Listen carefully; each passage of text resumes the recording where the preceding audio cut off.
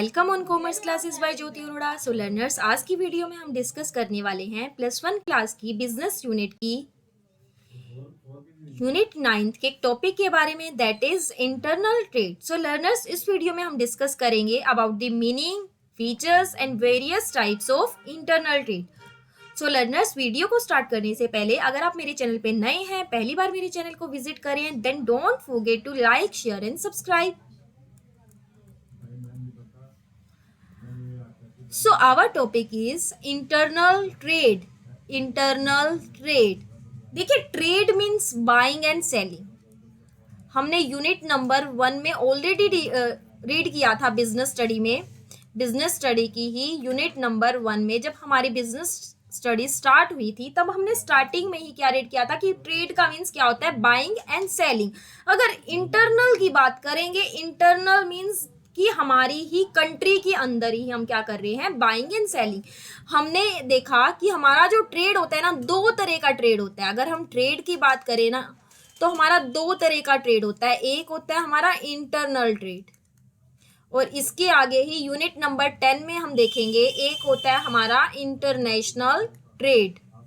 अगर हम internal trade की बात करें ना, तो internal trade that is done within the home country, that is done within the home country. ये हमारी कंट्री में ही किया जाता है, विद इन कंट्री के अंदर जो किया जाता है ना, that is the internal trade. और इंटरनेशनल ट्रेड में हम देखेंगे trade that is done between two country, कि जो ट्रेड की जाती है ना, हमारी एक्टिविटी बाइंग और सेलिंग वाली एक्टिविटीज होती हैं, that are to be done between two countries. ये दो कंट्रीज के बीच में की जाती हैं, इंटरनेशनल ट्रेड के अंदर रीड करेंगे। So internal trade refers to buying and selling of goods and service within the boundaries of a country.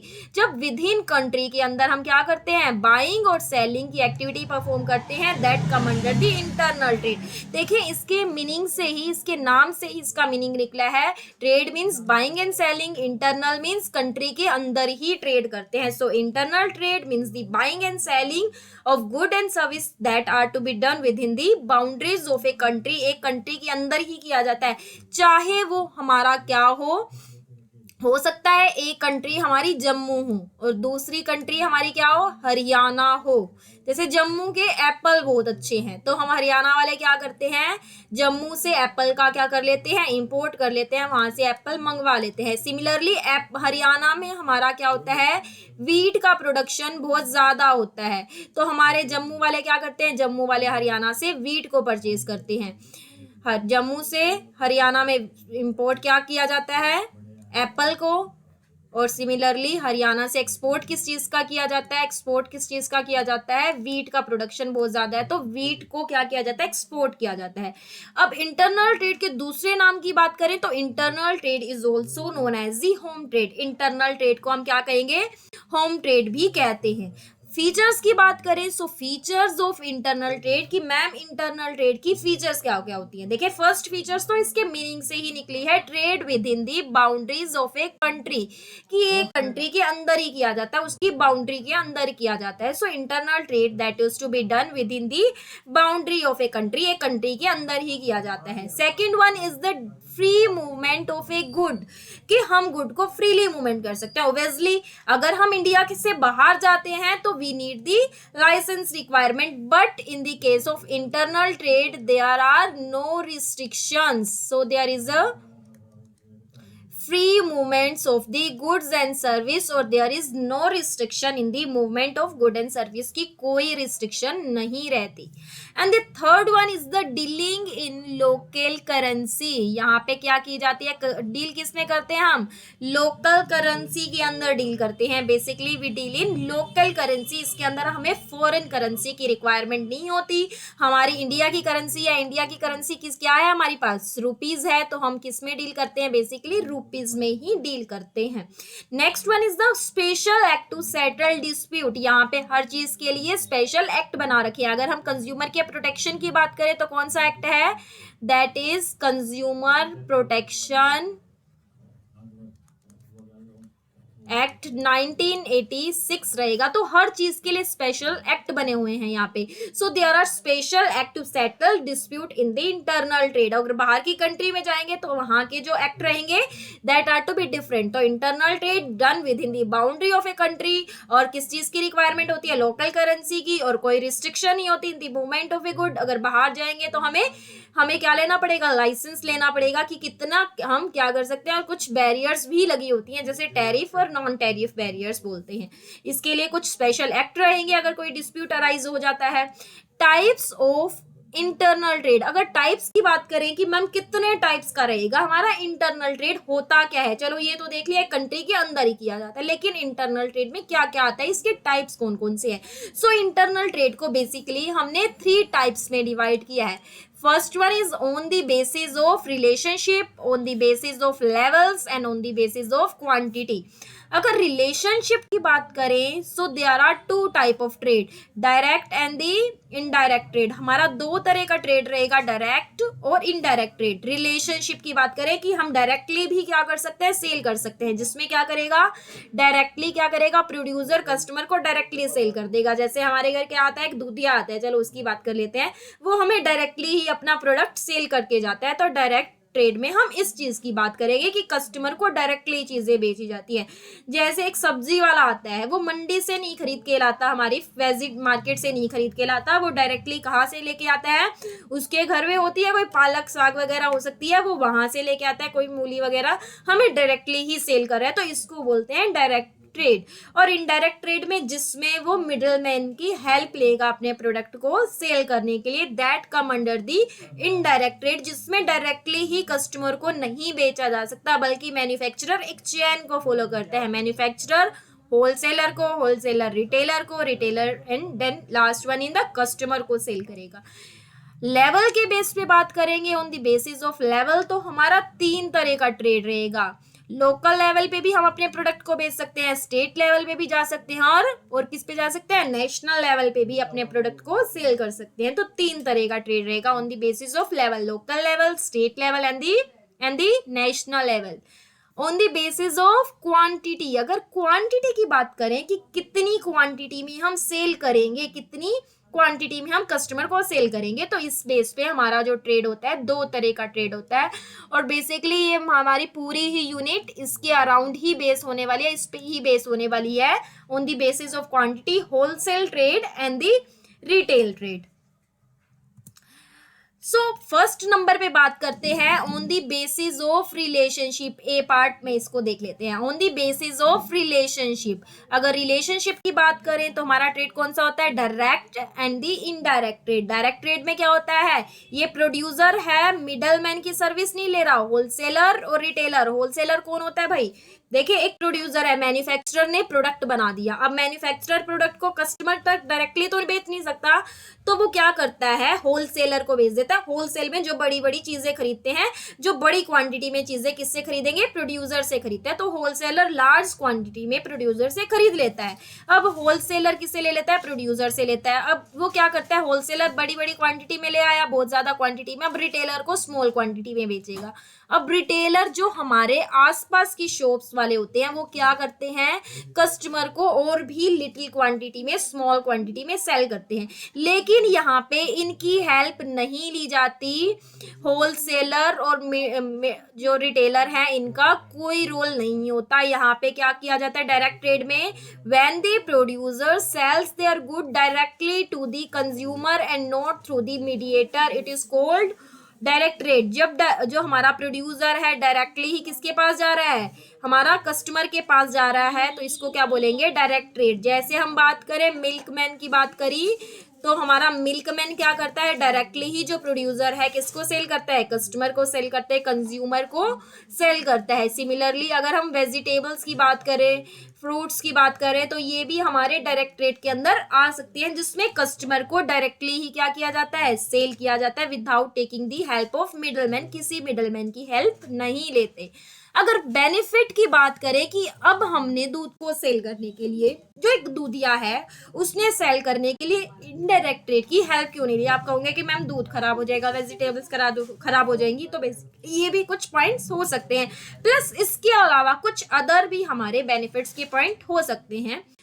So we will look that point. अभी हम देखेंगे इसको। फर्स्ट जो इसका बेनिफिट रहेगा that is double profits to producers. सबसे first benefit क्या रहेगा, डबल प्रॉफिट टू प्रोड्यूसर। अब प्रॉफिट डबल हो जाएगा प्रोड्यूसर का।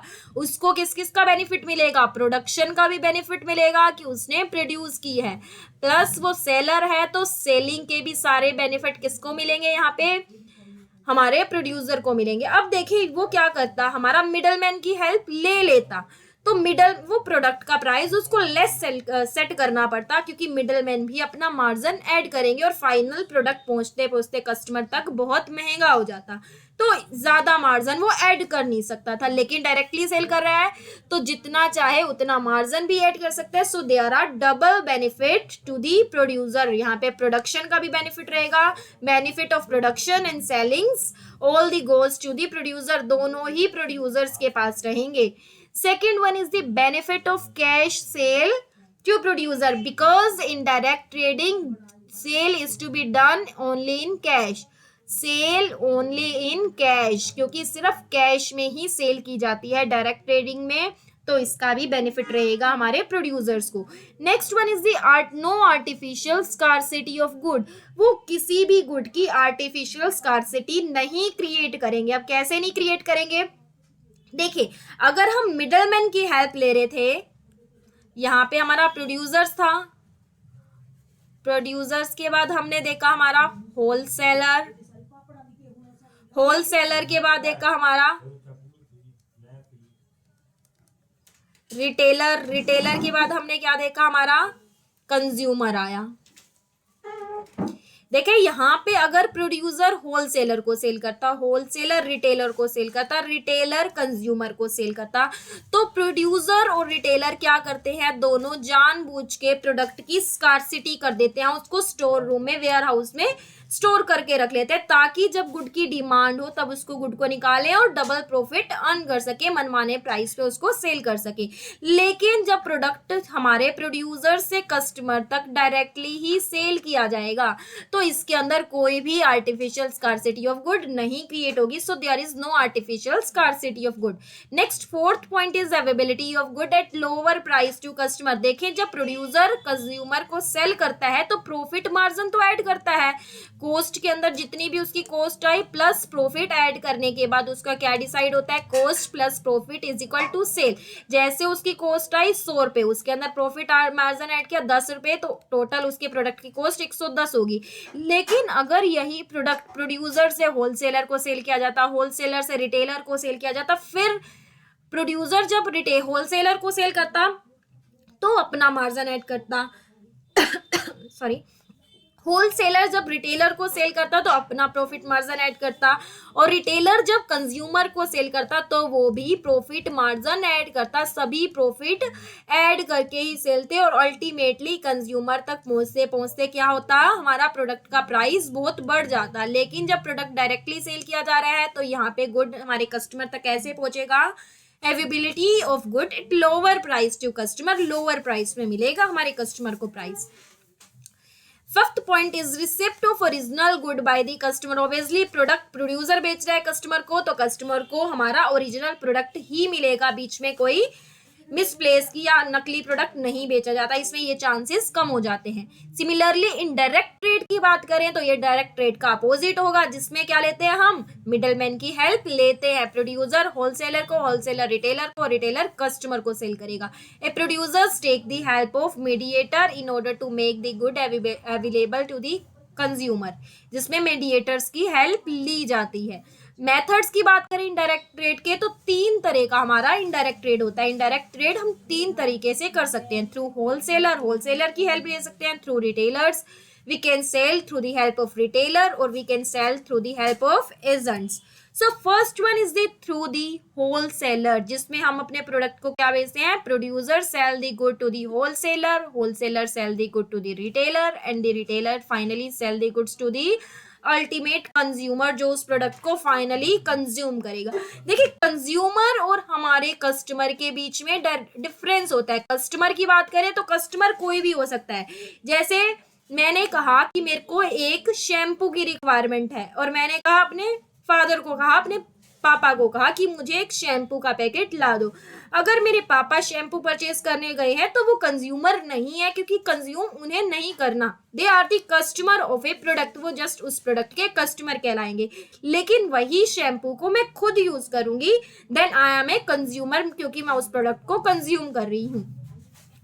Through wholesaler, in this method a producer sells they go to a wholesaler sell they go to retailer, and retailer sell they go to the consumer। Similarly जो इस हमने flow chart में देखा वही हमारी ऊपर थ्योरी में एक्सप्लेन किया गया है। अगर हम देखें थ्रू द रिटेलर के थ्रू, इसमें हम प्रोड्यूसर होलसेलर की हेल्प नहीं लेता, डायरेक्टली प्रोड्यूसर किसको सेल करता है, हमारे रिटेलर को सेल करता है। In this method producer sells the good directly to the retailer, retailer को सेल करेगा। और किस प्रोडक्ट के केस में यूज किया जाता है, हाईली पेरिशेबल गुड्स के केस में। जैसे हम बात करें हमें ब्रेड की रिक्वायरमेंट है तो कंज्यूमर हम ब्रेड लेने किसके पास जाते हैं, रिटेल स्टोर पे जाते हैं, ब्रेड लेने जाते हैं। यही होता है ना, रिटेलर, हम ब्रेड लेने रिटेलर के पास जाते हैं। अब ये ब्रेड लेने रिटेलर क्या होलसेलर के पास जाएगा बड़ी बड़ी क्वांटिटी में, क्या 10 दिन पहले ब्रेड लेके आएगा, नहीं, ऐसा नहीं होता। पेरिशेबल गुड में, पेरिशेबल गुड के केस में क्या होता है, रिटेलर प्रोड्यूसर से डायरेक्टली ही परचेज कर लेता है। And the third one is through the agent, जिसमें हम प्रोडक्ट को सेल करने के लिए प्रोड्यूसर ना तो होलसेलर की हेल्प लेता है ना रिटेलर की, but producer directly sell the goods to the final consumer with the help of the agent. The producer does not sell his good to the wholesaler or retailer but sell them through the medium of agent। किसके medium से cell करता है, agent के, और agent को हम बोलते हैं are known as the brokers और कमीशन एजेंट। इन्हें ब्रोकर्स और क्या बोलते हैं, कमीशन एजेंट भी बोलते हैं। अभी हमने क्या देखा, on the basis of relationship देखा, direct and the indirect trade. अगर हम नेक्स्ट हम बात करते हैं on the basis of level, level के बेस पे बात करें, हमारा local level trade, state level trade and the national level trade. Local level जैसे नेम से ही क्लियर है, लोकली सेल करते हैं। स्टेट के ही हरियाणा है, हरियाणा के डिफरेंट स्टेट, हरियाणा स्टेट है तो इसके डिफरेंट डिस्ट्रिक्ट में ही सेल करेंगे। नेशनल लेवल पे हम डिफरेंट स्टेट में हम ट्रेड करेंगे। Local level trade confined to some villages और ए डिस्ट्रिक्ट, जिसमें हम विलेज लेवल या डिस्ट्रिक्ट लेवल तक ही सेल करते हैं। Goods traded in this trade include, कौन कौन सी गुड्स इसमें इंक्लूड करेंगे, फ्रूट्स, मिल्क्स, वेजिटेबल्स, स्वीट्स वगैरह हम आसपास ही सेल कर सकते हैं। स्टेट लेवल ट्रेड की बात करें तो state level trade is carried in various district of A state. एक स्टेट के डिफरेंट डिस्ट्रिक्ट में सेल की जाएगी। जैसे हरियाणा है तो हरियाणा की डिफरेंट डिस्ट्रिक्ट की बात करें, हिसार में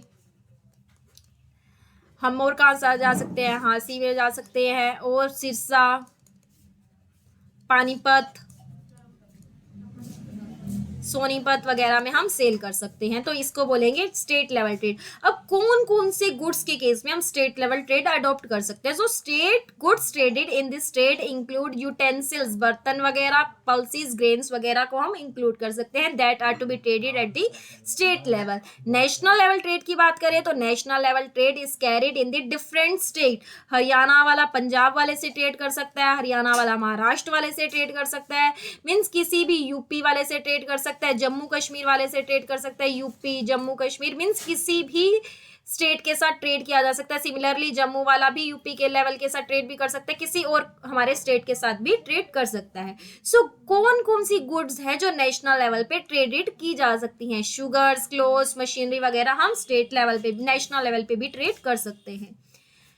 नेक्स्ट पॉइंट और types of the internal trade, that is on the basis of quantity. Quantity के बेस पे बात करें then is the wholesale trade and the retail trade. Wholesale trade and the retail trade. Wholesaler की बात करें so obviously हमने discuss किया wholesaler क्या होता है, जो हमारे क्या होता है, लार्ज क्वांटिटी में परचेज करता है। किससे में परचेज करता है, he purchase in large quantity. Large quantity में किससे परचेज करता है, होल प्रोड्यूसर से। और किसको बेचता है, रिटेलर को बेचता है इन स्मॉल क्वांटिटी। स्मॉल क्वांटिटी में रिटेलर्स को सेल करता है और रिटेलर आगे लार्ज क्वांटिटी में, इसके लिए रिटेलर के लिए लार्ज क्वांटिटी हुई जो होलसेलर से परचेज कर रहा है, और देन किसको सेल करेगा, हमारे कंज्यूमर को इन अ स्मॉल क्वांटिटी में, बिल्कुल 1-2 आइटम सेल करता है। Wholesaler trade, so wholesaler trade purchase goods in huge quantity from the producers and then sell them in small quantity to the retailer, retailer को छोटी छोटी क्वांटिटी में cell करता है। हम आसपास भी शॉप देखते हैं, बहुत बड़ी होलसेल की शॉप है, वो होलसेलर्स जो क्या है बहुत लार्ज क्वांटिटी में बल्क में गुड्स को परचेज करके लाए, अब छोटी छोटी क्वांटिटी में, जो आसपास हमारे शॉपकीपर्स हमें देखने को मिलते हैं, उन रिटेलर्स को स्मॉल स्मॉल क्वांटिटी में सेल कर देते हैं। रिटेलर्स की बात करें, रिटेलर यूज क्वांटिटी में परचेज करता है, और लिटिल लिटिल क्वांटिटी में। अब किससे परचेज करता है, क्या डायरेक्टली मैन्युफैक्चरर से परचेज करता है, जी नहीं। रिटेलर जो हमारी किससे परचेज करता है, होलसेलर से परचेज करता है in large quantity from the wholesaler and then sell them to the in small quantity to the consumer, और कस्टमर उसको स्मॉल स्मॉल क्वांटिटी में परचेज करता है। जैसे मैंने अभी बताया, हम उसको परचेज करने वाले डायरेक्टली कंज्यूमर नहीं होते, बल्कि कस्टमर भी परचेज कर सकता है, इसीलिए यहाँ पे क्या लिखा गया, कस्टमर। यहाँ पे आप कंज्यूमर की जगह कस्टमर भी कर सकते हैं। सो यहाँ पे हमने देखा आज की वीडियो में इंटरनल ट्रेड के बारे में। नेक्स्ट वीडियो जो हमारी होने वाली है होलसेलर ट्रेड, होलसेल ट्रेड और रिटेल ट्रेड, और पूरे चैप्टर पे, then don't forget to look that video also. अगर आपको मेरी वीडियो अच्छी लगी हो then don't forget to comment, मुझे कमेंट सेक्शन में ज़रूर लिखें आपको मेरी वीडियो कैसी लग रही है, because your comment means a lot to me. And don't forget to like, share and subscribe.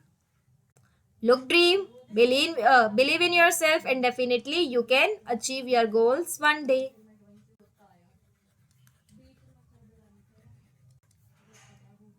Be smile.